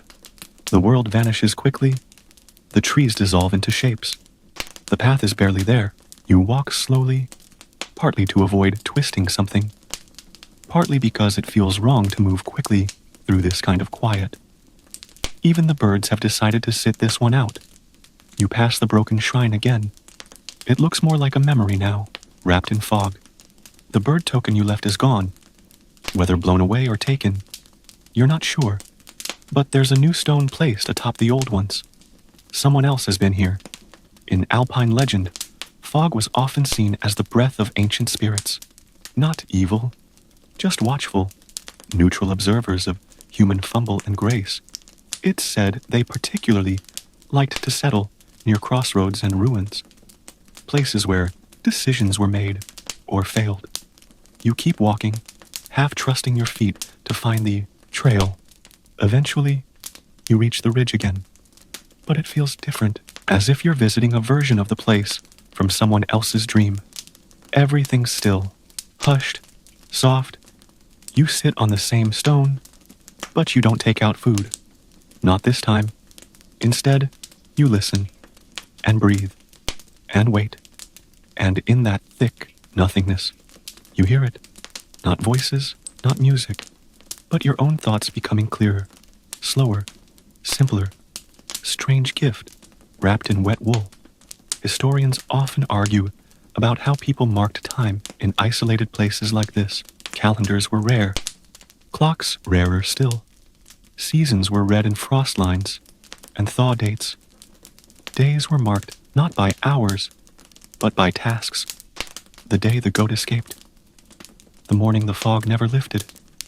The evening we saw 2 moons. Time bent to memory, not math. You think about that as you rise. The fog hasn't moved. If anything, it's grown thicker, but your feet remember the way, and you trust them enough. When you return, the cabin is still there, dim behind the fog, solid, waiting. The fire is low. The air smells faintly of moss and smoke, and something almost sweet. Your tea, gone cold, on the table. You change into dry socks, add wood to the fire, let your fingers thaw, and for the first time in days, you pick up your old dulcimer, the one with only 5 working strings, and pluck at it gently, not for performance, just to make a little sound in all this muffled silence. The notes drift upward, soft and slow, and for a moment, the fog outside seems to listen. The dulcimer rests beside you, strings still humming faintly in the warm air. The dog, now convinced this is not a meal preparation noise, sighs and settles back to sleep, nose tucked beneath its paw. Outside, the fog has finally begun to thin, pulled apart like old wool by the slow, inevitable tug of mid-morning sun. You sip reheated tea. It tastes like pine wood and regret, but the warmth makes up for it. Your fingers are still tingling from the cold, your ears still ringing with the memory of silence. It was a good walk yesterday, maybe even a necessary one. Today, though, the world returns. You hear it in the sound of footsteps, someone crunching along the edge of the slope. Not hurried, but purposeful. You step outside, squinting at the figure, approaching through the last dregs of fog. It's Willem, the younger son of the family, 2 ridges over, taller than he was last spring, all limbs and patches. His cloak is too short, his hat too wide. You wave. He nods, holds out a bundle. Inside, a wheel of cheese wrapped in cloth, laced with twine. A note. For help, if you can. She's not well. You nod. No explanation needed. Willem waits while you throw essentials into a satchel. Dried herbs, a linen wrap, the tiny brass mortar, a salve made from pine resin, and old superstition. The dog stays behind, disgruntled but understanding. It's not invited on healing visits. Too curious, too nosy, too willing to lick things that should not be licked. The path to Willem's home is familiar, but unpredictable this time of year. Melt has turned parts of it to sludge. You slip twice. He doesn't laugh. That's how you know it's serious. Their cabin is tucked beneath a cliff, sheltered from the worst of the winds. Inside, it's warm but stale, the air heavy. His mother lies on a bed near the hearth, her cheeks flushed in a way that speaks not of health, but of fever. She opens her eyes as you approach, and though she doesn't speak, her gaze is lucid. You get to work. You ask questions. How long? What symptoms? What color? What scent? You press fingers to her pulse, check her tongue, measure her breath. You don't write anything down. You don't need to. You mix a poultice, roots and herbs ground together with boiled vinegar. It smells sharp and vaguely medicinal. You place it on her chest, tie it down gently, brew a tea next. Elderflower, thyme, a pinch of dried pear for flavor, and kindness. The family watches you, saying little. In mountain life, there is a sacred silence around illness, not out of fear, but respect. You don't speak until the fire warms the tea, until the patient is sipping slowly, until you've washed your hands and poured yourself a cup as well. In Alpine folklore, healers weren't just chosen, they were watched. People left signs at their doors, birch leaves for blessings, dried bones for respect, sometimes an egg, as a way of saying, "We see what you do." No thanks were given out loud. That was considered bad luck. Willem doesn't thank you. Instead, He leaves a small rock on the table beside your satchel. It's smooth, black, and etched with a single line. You nod once. The message is received. You leave with the empty cloth that once held the cheese, now folded carefully into your pack. The sun has risen higher, pushing away the fog for good. The path home is slick, but you walk with purpose. When you reach your cabin, the dog bounds out, tail wagging like a slow metronome. You pet it, absent-mindedly, your thoughts still back with the woman and her fever. You hang the cloth to dry, add the stone to the windowsill, and prepare another batch of the tea, just in case. The fire snaps, the light fades, and somewhere beyond the trees, you think you hear the faint echo of another set of footsteps, headed elsewhere, bearing their own bundle, their own silence. You rest your head back against the wooden wall, just for a moment. The dulcimer hums slightly as the wind brushes past it. You listen, not for answers, but for signs. Spring comes in bursts, not as a warm wave, but as small surprises tucked into otherwise gray days. You notice the first one as you step outside the next morning. A single sprig of green curled up beneath the snow near the water trough. It's a shy thing, thin, uncertain, but it wasn't there yesterday, and that alone feels revolutionary. The dog sniffs it, sneezes, and walks away unimpressed. But you linger. The snow is melting faster now. You can hear it in the slow trickle down, the slope, the drip from branches, the groan of the stream as it begins to wake in earnest. Water moves under ice like a whisper, deciding to become speech. You decide to follow the sound. There's an old irrigation channel cut into the rock near the upper slope, carved by someone who clearly didn't value their fingers. It's narrow, steep, and foolishly clever. It once fed water from a higher spring to the garden terraces that haven't been used properly since your grandfather was young enough to do more than complain about knees. You climb to check it, climbing over rocks and through slushy patches of snow. The water is running, barely, but it's there, dark, swift, impatient. A stick has blocked part of the channel, and you fish it out, fingers stinging in the chill. The water responds immediately, surging forward with a little more purpose. You smile at it, like you've just encouraged a child to try harder. Historians still debate whether such irrigation systems were common across all Alpine settlements, or just in the wealthier clusters. Evidence of them survives mostly in broken stone and in local stories that begin with, "Back in my grandfather's time, when tomatoes grew like gossip." You remember those stories, not because of the tomatoes, but because they always ended in weather ruining everything. That part never changed. You follow the channel down to the garden plot. It's nothing but earth now, damp, uneven, half frozen in parts, but you kneel and press your palm into it. Cold, yes, but not lifeless. You clear a little space, just enough to scatter a handful of saved seeds, not because they'll take, not because it's smart, just because it feels like hope. You mark the spot with a stick and a bit of red cloth, tied in a knot, a tradition your grandmother once swore would scare off crows and attract luck. You have neither crows nor luck today, but you tie it anyway. The wind is milder as you walk back to the cabin. The sun catches your shoulders for just a moment, warmth like a forgotten promise. Inside, you peel off your boots, wash your hands, and light the lamp even though there's still daylight. The habit is stronger than the logic. You boil water, add dried apple peel, the last one from your store. Let it steep.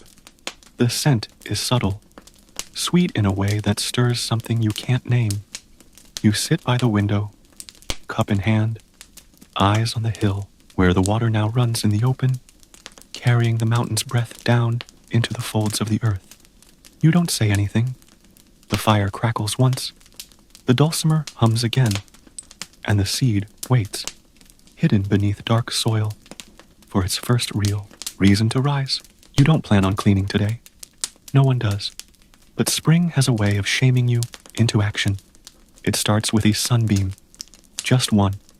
It slips through the shutter and lands directly on the dustiest part of the cabin floor, highlighting, in perfect golden clarity, a collection of crumbs, wood shavings, and something that may once have been part of a beat. You sigh. You hadn't noticed how dingy things had gotten. The winter dims everything. Your eyes, your sense of order, your ambition. Now, suddenly, the chairs look sullen. The windows look like they've been weeping. And the corners, well, the corners are a bit haunted. You fill a bucket with water, warmed by the stove, toss in a scrap of lye soap, and begin with the floor. Every swipe of the rag reveals a color you forgot existed. The boards groan under the attention, like an old man being asked to get up too quickly. The dog, alarmed by this burst of activity, moves from one spot to another with theatrical sighs, eventually settling in a patch of sunlight and refusing to acknowledge you. You work through the day in slow spirals. Floor, shelves, hearth, walls, even the creaky cabinet that smells faintly of onion and resentment. You pause there, hand hovering over a jar, something unlabeled and definitely twitchy. You close the cabinet again. Some things aren't spring's business. Alpine households, particularly in Switzerland and northern Italy, often practiced a formal spring cleaning ritual. Floors swept with aromatic branches, walls whitewashed, even bedding replaced with bundles, aired out over snowbanks to chase away the dreaming frost.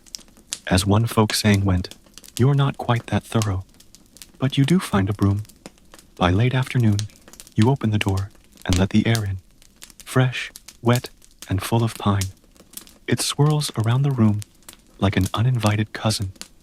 Disruptive, but ultimately welcome. You nod to it. It doesn't nod back. You take a break on the stoop with a cup of tea, nettle this time, which tastes like how old garden gloves smell. But people swear by it. A neighbor once told you it cleans the blood. You didn't ask what from. The slope looks different now. The snow is shrinking into long fingers, curling back into the shaded parts of the woods. Brown grass is emerging like survivors. A raven flies overhead, the first you've seen in weeks. It lets out a caw that sounds suspiciously judgmental. You finish the tea and return inside to rehang the herbs. Most are dry and brittle now, their colors faded to that polite shade of herbal beige. But you smile as you place them. Mugwort, thyme, winter savory, good enough. You find a sprig of lavender you'd forgotten, flattened, bent, but still fragrant.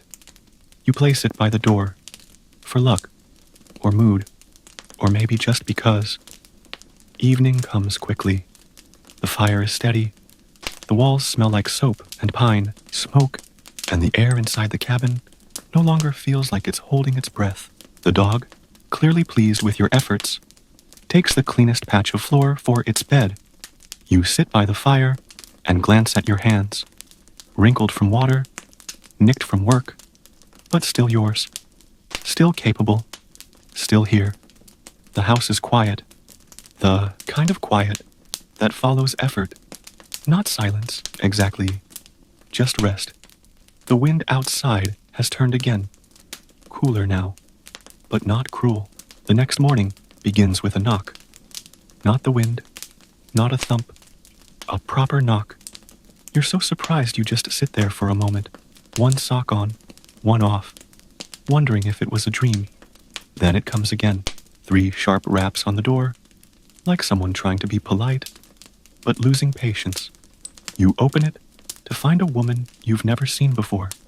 She's older than you by a decade or two, wrapped in layers of green and brown wool, with a leather satchel and a face like she's forgotten how to smile without it looking sarcastic. She nods once. "You're the one with the teas." You blink. "Sometimes." She steps in without waiting. Good. My sister's got something growing on her back. Looks like a coin. Feels like a rock. You blink again. The dog looks horrified. She explains as you put the kettle on.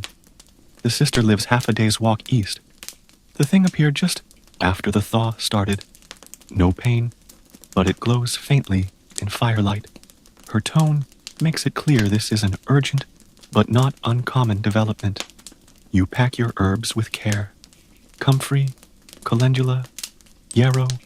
You toss in a bone salve for good measure, and your sharpest knife, just in case glowing is the start of something more active. The woman, her name is Marta, insists on leaving immediately. You wrap a bit of barley cake in cloth and follow her into the day. The road east is not one you take often.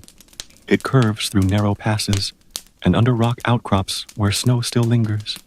Marta doesn't talk much, but when she does, it's in short bursts that reveal more than they ask. Her husband left before the snow. She's not been right since the solstice. Our mother used to call it a ridge curse. Historians have debated ridge curses for years.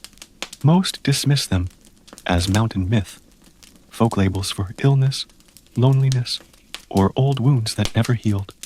But occasionally, a record appears, a healer's ledger, a monastic letter, a burial note with the phrase marked by the mountain. You walk in silence for a while. The snow gives way to rock and moss. The wind shifts, and then you see the house. It's built into the cliff itself, the stonework almost disappearing into the mountain behind it. Smoke curls from the chimney, but there's no sound. Inside, Marta's sister is sitting by the hearth, wrapped in blankets, her eyes bright and too wide.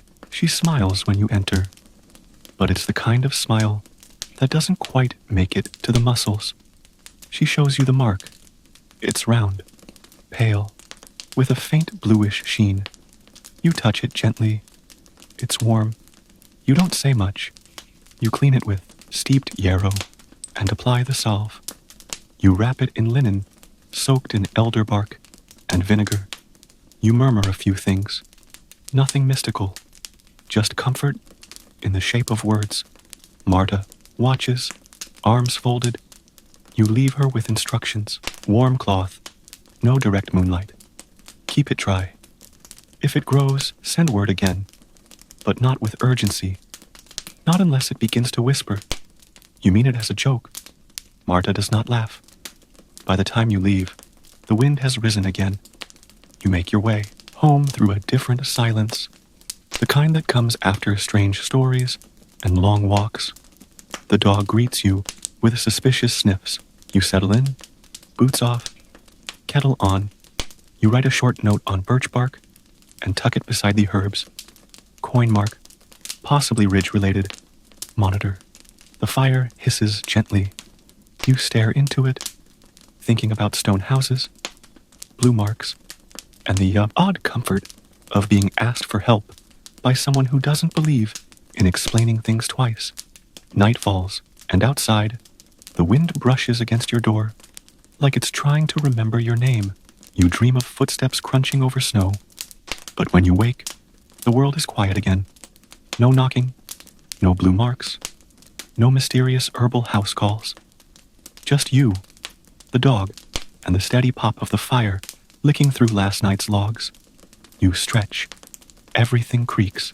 You sip water from the clay jug near your bed, lukewarm and faintly mineral, and pull on yesterday's socks with the resigned dignity of someone who has long since abandoned the concept of fresh. It's time to check the traps. Not hunting, traps. You haven't needed meat in weeks. These are curiosity traps. Little wooden rigs tucked between trees and rock ledges, designed to catch things that move without explanation. You've never found anything important in them. A squirrel once. A very rude squirrel. But it's more about the possibility. The ritual. You step into the early light. It's still chilly enough to see your breath, but the sun is trying hard, stretching out over the hills, like a cat reluctant to leave its blanket.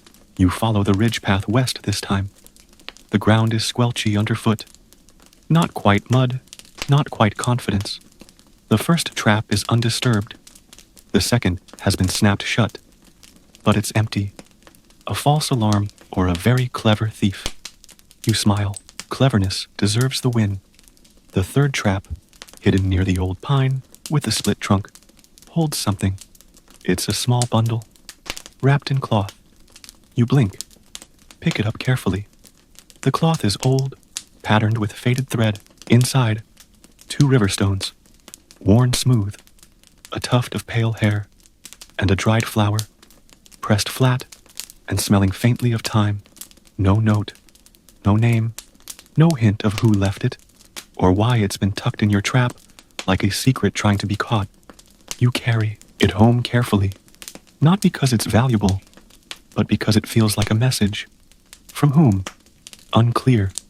Maybe from the mountain, maybe from someone lonelier than you. In the Alps, small objects like this were once used as charms, tokens of longing, healing, or sometimes curses, depending on the ingredients and mood. One historian described them as handwritten prayers wrapped in fabric and silence. You place the bundle on the windowsill beside your other oddities.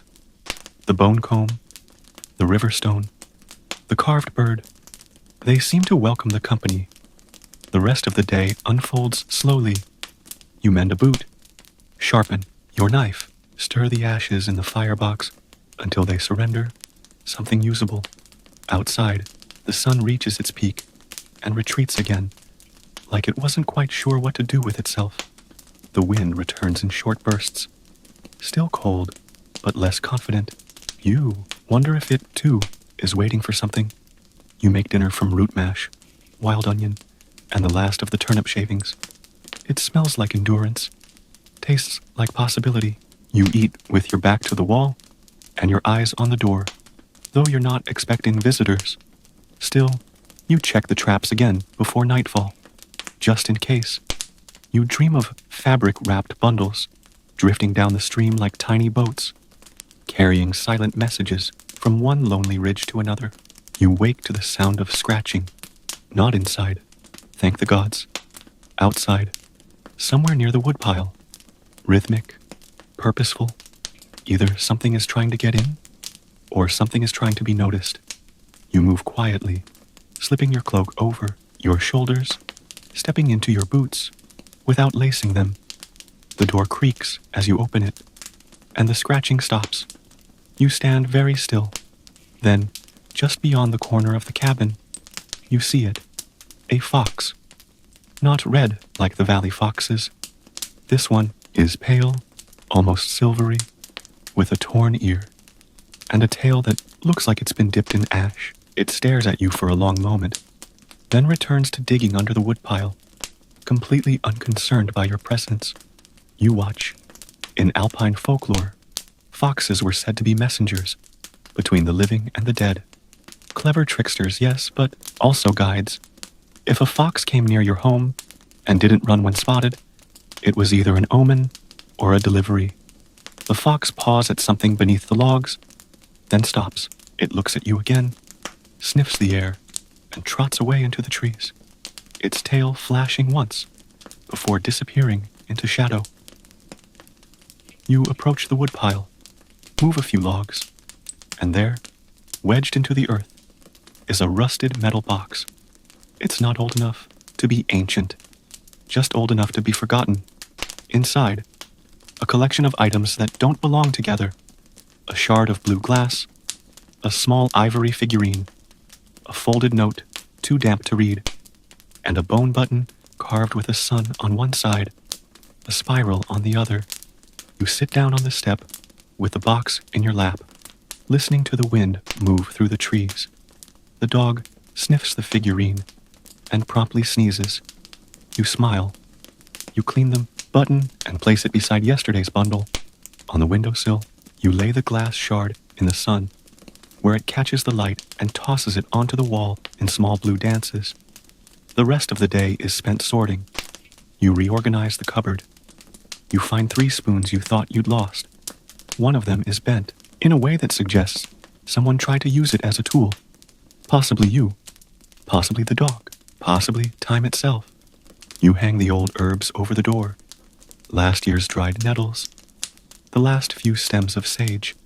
It's said they keep the dreams cleaner, the air sharper. You don't know if that's true, but the cabin smells good. In the evening, you roast a bit of onion over the fire, eat it with rye bread so dry it requires negotiation, and sip a broth you don't remember making. Everything tastes faintly of smoke and comfort.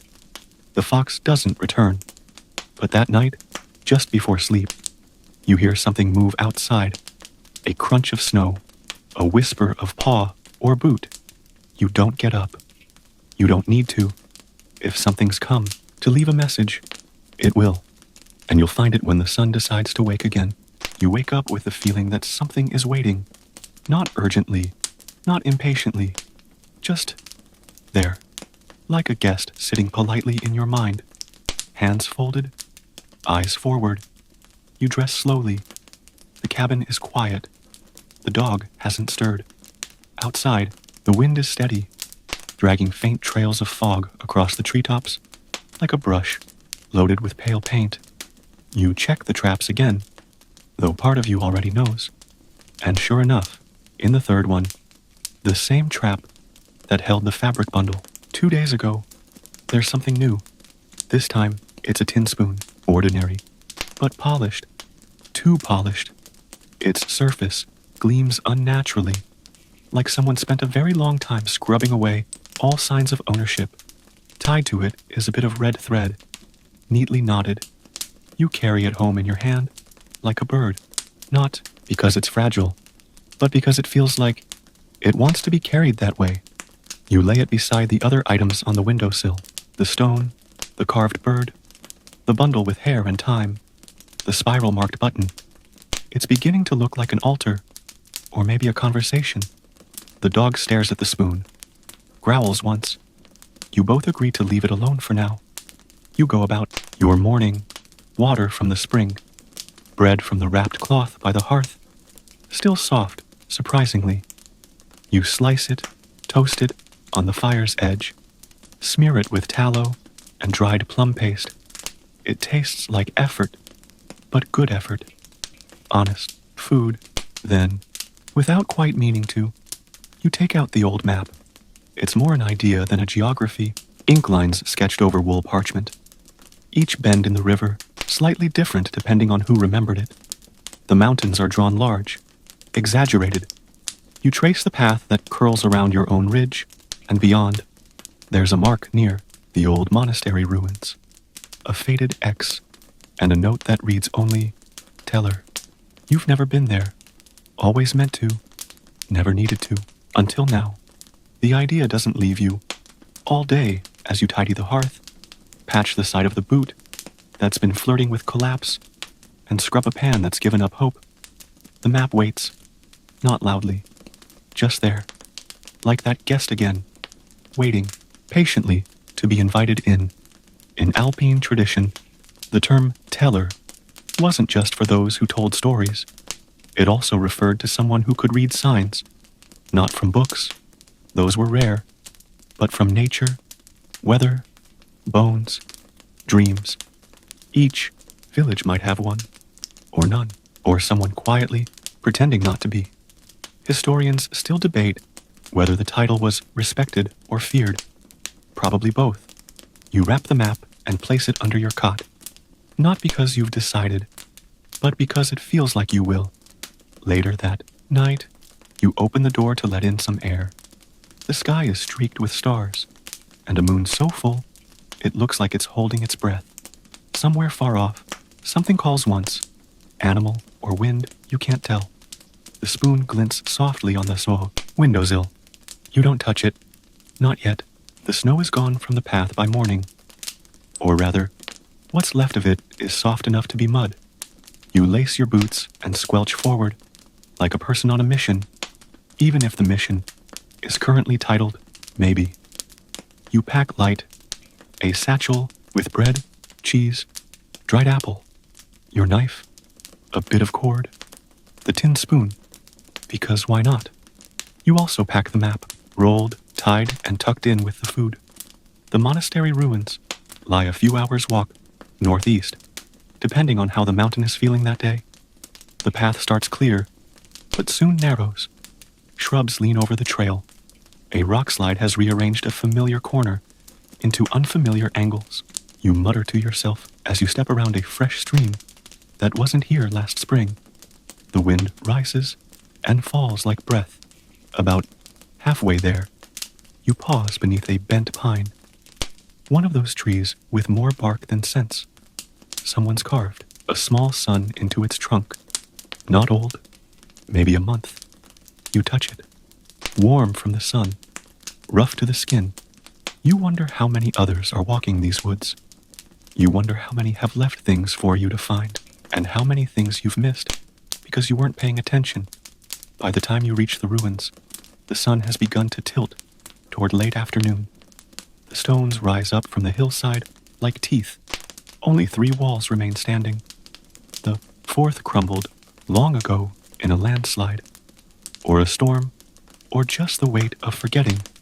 Inside, moss, shadows, the hollow hush of a place that used to echo with prayer. You walk the perimeter slowly. The stone benches are still there. So is the broken altar, cracked down the middle, as if it once tried to argue with the mountain. And then you see it, at the far edge of the ruin, near a tangle of blackberry, bramble. Someone has left a bundle wrapped in wool. You kneel beside it. The wool is damp. Inside, a carved piece of antler, smooth and warm to the touch. It's shaped like a crescent. A mark is etched into one end, a spiral with dots. You don't know what it means, but your stomach knows. That strange drop that happens when the world opens just slightly. You sit for a while on the old stones, watching the wind play across the clearing. You eat your bread and your cheese. You offer a bit to the stone, to the silence, to whatever's listening. Then you take out the spoon, lay it beside the antler, just for a moment, just to see. Nothing dramatic happens. No lightning, no wind shift, but something inside you quiets, like a sigh after a question has finally been asked aloud. You pocket the antler, rewrap the spoon. The walk home is slower. The sun dips lower. A hawk circles overhead, crying once before vanishing behind the ridge. When you arrive at your cabin, you light the fire, hang your cloak, lay the new object on the windowsill beside the rest. You sit, hands in your lap, fire crackling, the spoon, the button, the carved bird, the stone, the bundle, the antler. You don't know what it means yet, but you know it means something. That night, your dreams are quiet, but strange. You're walking, not through the woods or up the ridge, but across a long flat field, under a sky so wide, it presses against your shoulders. The grass is dry, yellow, and in the distance, you can hear the soft clink of metal on stone. You wake just before dawn, the dream trailing behind you, like steam off a morning cup. The fire's still burning low. A good sign. The dog is curled into itself near the hearth, breathing heavily, paws twitching, as if it, too, has been traveling. You rise slowly, stretch, pour a little water into the basin, and splash your face. The cold sharpens your edges, clears away the most of the dream, but not all of it. Today feels marked. You light a candle and sit at the table. Spread the 6 objects out in front of you. The spoon, the bone button, the carved bird, the wrapped bundle, the smooth stone, and the antler crescent. You arrange them, rearrange, hold each in turn. The bundle still smells faintly of time.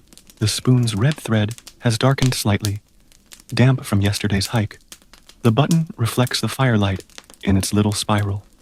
You turn the antler in your hand, letting your thumb trace its curve like a question with no ending. In the Alps, before letters were common, People left messages in objects, not hidden meanings, but emotions, intent. A spoon might carry apology, a carved bead, protection, a dried flower, warning, or hope. The language was fluid, private. It only worked if both people agreed to the same silence. Historians aren't sure how widespread this was. Some call it superstition, others proto-writing.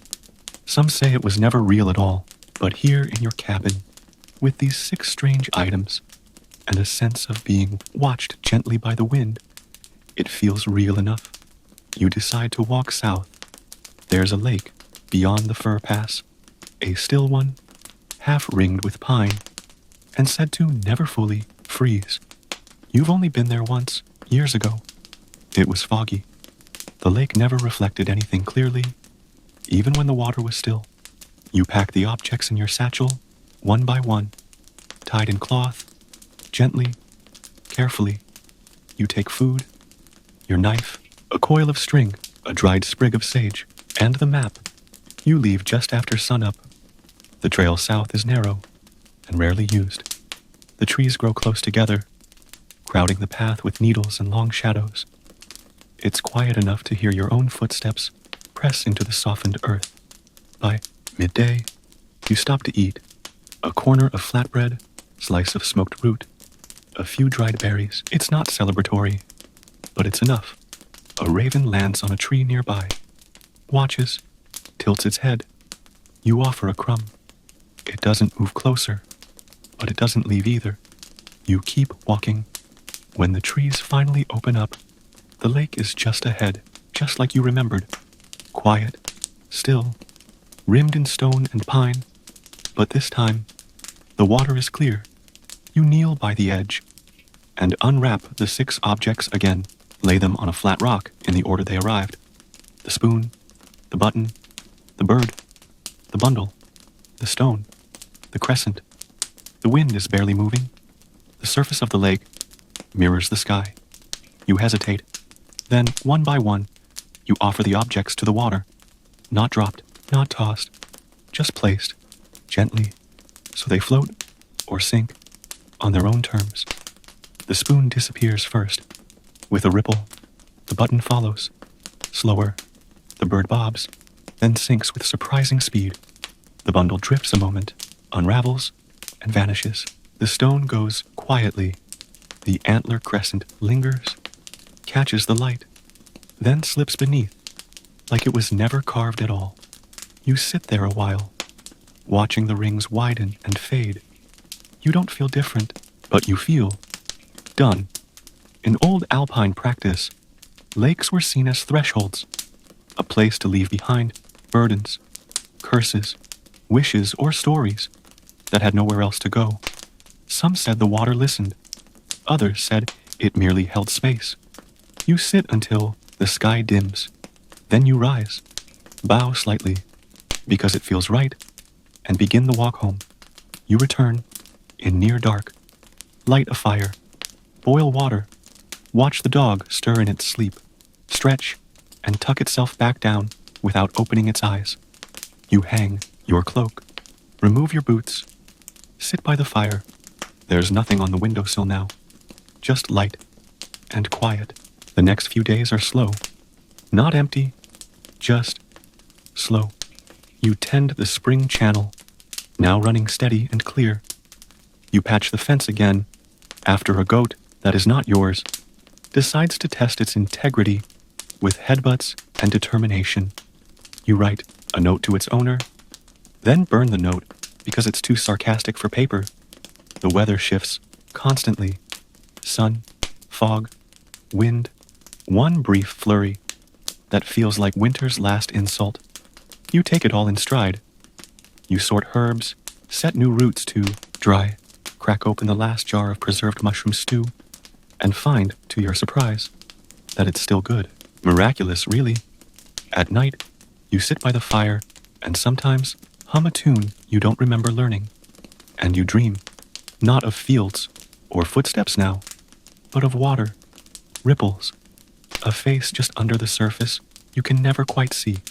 It's not frightening, just patient. On the fourth day, you receive a visitor. It's Anki, with a jar of wild honey and a face that says she didn't walk all this way for the scenery. She sits down heavily. You pour tea. She tells you there's been a birth. Marta's sister, the one with the mark, delivered early. A girl, strong lungs, stronger grip. The mark disappeared during labor, gone without a trace. They named the baby after someone who isn't there anymore. You nod, though you don't ask who. Anki takes out a small square of cloth, lavender dyed, hand-stitched around the edge. Inside is a coin, old, iron, stamped with a sun on one side, a spiral on the other. She sets it on your table. We found it under the crib, she says, just sitting there. You don't speak. After a long pause, she nods, drinks the rest of her tea, and leaves. No explanation. No need. You pick up the coin. It's cold, heavy. You place it on the mantel, not the windowsill. Later, you make soup. Something simple. Onion, barley, salt. The fire hums. The shadows stretch. The wind turns over in its sleep. And on the windowsill, just where the antler used to rest, a single pine cone appears. You didn't put it there, but you smile at it anyway. You leave the pine cone where it is. It feels less like a gift and more like a hello. A note slipped under the door by someone who didn't want to be seen, but wanted to be known. You light the fire slowly that morning, letting the kindling catch with patience instead of urgency. The smoke curls into the rafters, like it's searching for old songs. Breakfast is slow too, bread crust softened in broth, a sliver of hard cheese, a fig from the bottom of the jar that tastes like memory and sugar. The dog watches you, the way it always does, with vague interest and a quiet judgment that suggests it used to be royalty. You decide to visit the western ridge. There's no reason, really. No errand, no trade. Just a feeling, like something has changed, or is about to. The kind of nudge you've learned not to ignore. The climb is steeper on that side. The trees grow farther apart. The snow lingers in the shadows longer. You move carefully, one bootprint at a time, until you reach the clearing. It's open, flat, and ringed with stones. Not placed, just settled. Like the mountain dropped them gently and left them to decide who they wanted to be. You sit on one of the larger ones and listen. There's no wind, no birds, just that thick, alpine silence, the kind that feels less like the absence of sound and more like the presence of listening. You take the coin from your pocket, the one from Anka. It catches the light faintly, and for a moment, the spiral seems to move. Not spinning, not changing, just shifting, like it's remembering what it used to mean. You place the coin on the rock beside you and look out over the slope. It's beautiful, in a way that feels unsupervised, as if the world forgot to keep an eye on this part. You spot a deer in the distance. Maybe. Or a very large goat with unusually elegant posture.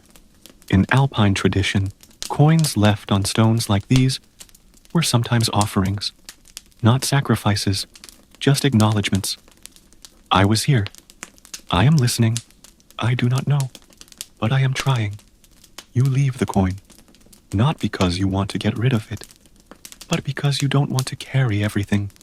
You take a different route down, a path that winds through low firs and across a stream, now running free.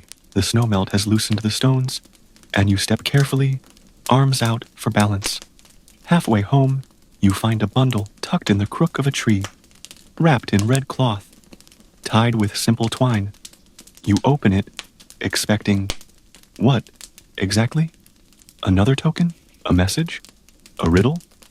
Inside, 3 small acorns, a pebble, polished smooth, a lock of hair, not human, goat, maybe, or something wilder.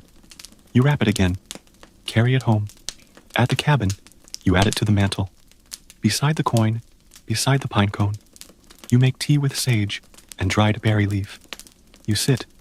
The dog rests its chin on your knee, which you interpret as approval. Later that evening, as the fire burns low, you find yourself humming again. That same old tune, the one you never remember learning. And then you hear it, outside, far off, faint, someone else, humming too, the same tune. You don't move, don't speak.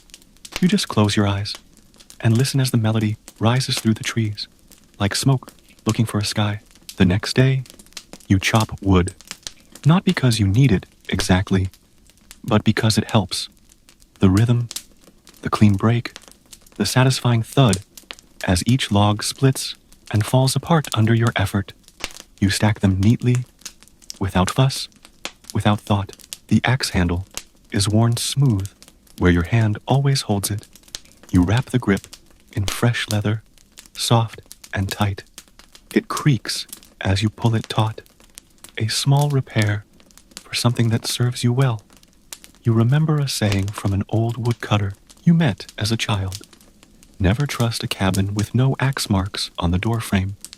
It means the owner fears his own work. You've carried that one for years. By midday, you take a break, wash your hands in the basin, heat a small pot of onion broth with dried nettles and barley. It smells faintly of metal and green things, the kind of food you don't crave, but always finish. While you eat, you notice something on the windowsill. Another spoon. Not yours, not polished. This one's old, wooden, chipped at the tip, handle darkened with use. There's no ribbon, no thread, no sign of how it got there. You didn't hear anyone. You didn't leave the door open. But the spoon is there, and the fire hasn't gone out, and you feel no sense of intrusion, just that familiar hush, that presence.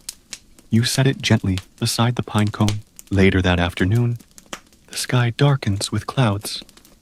Not storm clouds, just a spring cover, enough to press the light flat and mute the trees. You close the shutters a little, light a small oil lamp, and begin sorting your herb stores. Many are nearly gone. You make a list of what needs gathering: comfrey, birch leaf, wild chamomile, spruce tips. The first harvest will be soon, if the weather allows. As you work, the dog lifts its head and growls. Just once, low and brief. You glance up, nothing at the window, no footsteps. Just that sense again, like the mountain is about to say something, but hasn't decided which language to use. You pause, set down the jar of dried root, open the door. The forest is still, but in the middle of the path, nestled neatly in the mud, is a carved bit of wood. You pick it up. It's shaped like a tree, trunk and branches and all. On the back, etched faintly, is a single word, close. You turn it over. The wood is light, cedar, smooth from handling, close, as in near, as in shut, as in ending. You don't know. You bring it inside and place it, where else? On the mantel. That evening, you sit beside the fire longer than usual. You don't light the dulcimer. You don't cook. You just sit, watching the flames move. The pine cone, the coin, the red-wrapped bundle, the new spoon, the carved tree. The mantel looks less like a collection now, more like a sentence. You just don't know how to read it yet. The thaw finishes overnight. You wake to a silence that isn't really silent. Water trickles, trees creak, the earth sighs, but the snow, what's left of it, is gone from the ridge path, and in its place is soft, dark ground that smells like truth, or maybe just worms. You stand at the threshold with your cup of barley tea and stare at your own boots, half sunk in mud, like they're still unsure about commitment. Something is ending. You can feel it in your ribs, like a bell that hasn't been rung yet, but already knows the note it will make. Today, you go looking for answers. You don't bring much. A heel of bread, a strip of dried meat, a water skin, a fresh piece of birch bark, and a bit of charcoal. You don't know if you'll need to write anything down, but it feels like a day for writing, or at least pretending to. You take the southern trail this time, the one that curves through the low brush and skirts the edge of the ravine. It's rarely traveled, too overgrown, too haunted, according to one neighbor who speaks mostly in warnings and soup recipes. But the trail feels right. The air is warmer than it's been in weeks. The sun hidden but present, and the ground is alive beneath. Your boots in a way it hasn't been since the last harvest. You walk for hours, past rock falls, past mossy boulders that look suspiciously like sleeping beasts, past a wooden marker tied with black thread that you do not touch. Eventually, you come to the clearing. It's not marked on any map. You only know about it because someone once whispered it to you in trade for a pouch of peppermint. At its center stands a single stone, tall, flat, half covered in lichen. Around it, the remains of something circular, a ring of broken posts. Old, very old. You step inside the ring. Nothing happens. Of course not. But also, something does. You can't describe it. The air feels denser or thinner. The light shifts. A bird calls once, then stops. You take the objects from your satchel. Not all, just the ones you couldn't bear to leave behind. The carved tree, the coin, the cloth bundle. You place them at the base of the stone. Then, without quite knowing why, you sit cross-legged in the soft grass. Close your eyes and place your hands palm down on the ground. You wait. You don't pray. Not exactly. You just open. Minutes pass. Or longer. It's hard to tell. You stop feeling your knees. You stop thinking about what you're waiting for. And then you hear it. Not in your ears. Not out loud. But somewhere in your chest. You are not alone. That's it. No thunder. No voice from the sky. No ghostly goat spirits rising from the soil. Just that sentence. Soft, firm, certain. You open your eyes. The clearing is unchanged. But you are not. You gather your things, leave the coin behind. You know it doesn't belong to you anymore. The walk home is lighter. Your boots less heavy. Your spine less curved. At the cabin, the fire is still warm. The dog meets you at the door. Tail slow, but sure. You set down your satchel. You boil water. You add dried lemon balm and a pinch of honeycomb you've been saving for no reason. Until now. You sit, you sip, and you feel quietly, wholly here. Spring doesn't arrive all at once. It seeps in through the corners. It peeks beneath doors. It grows silently in places you forget to look. You wake later these days, not because you're tired, but because the urgency has eased. The fire is still needed, but less. Your cloak stays on the hook longer each morning. Outside, the stream runs loud now, confident. The trees hum with tiny green buds, like secrets ready to unfold. The sky is taller. You walk without purpose. Down to the garden plot, where the earth is soft and willing. You kneel, press your fingers into the soil, and plant the first seeds. They're small, ordinary, nothing mystical about them. But as you press them into place, you think of coins and bundles, and strangers who leave pine cones like punctuation.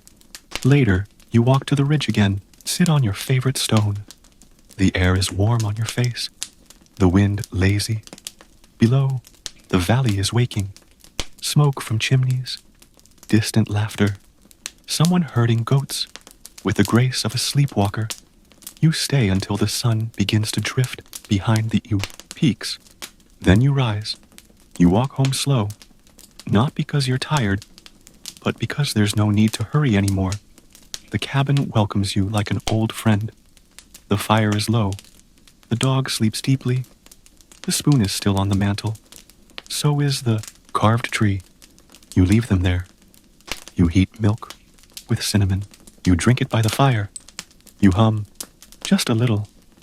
And then, when the hour softens and your limbs grow heavy, you lie down. The blankets are warm, the shadows stretch long, and the mountain, now quiet again, leans close, not with weight, but with understanding. You feel your breath slow, your body settle, and as sleep takes you, it is not with cold or questions, but with peace. Long, deep, honest peace. The kind you earn when the snow melts and the world, at last, begins again. And now, let it all soften. Let the ridge fade behind you and the cold loosen its fingers. Let the drip of meltwater quiet and the fire slow its breath. There is nothing more to fix tonight.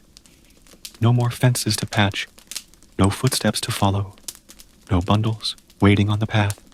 You've wandered far, through snow and silence, through spoon messages and fox omens, through soup-smelling afternoons and damp-roofed patience. You've stacked the wood, you've tended the fire, you've carried the strange things people leave behind, and made a quiet altar out of them, not for worship, just for remembering. You've walked old trails that hardly remember themselves. You've sat where moss grows between stones and listened, really listened, to a place that speaks without words. You've done enough, more than enough. So close your eyes now. Let the cabin walls blur. Let the smell of pine smoke curl around your thoughts. Let the dog snore gently, somewhere just beyond hearing. Let the last of the wind pass through the shutters, like a sigh that no longer needs to hold anything. The mountain is quiet. The water runs clear. The seed you planted still waits in the dark, but not for long. You are warm. You are safe. You are truly not alone. Sleep well now, traveler. Spring will still be here when you wake. Good night.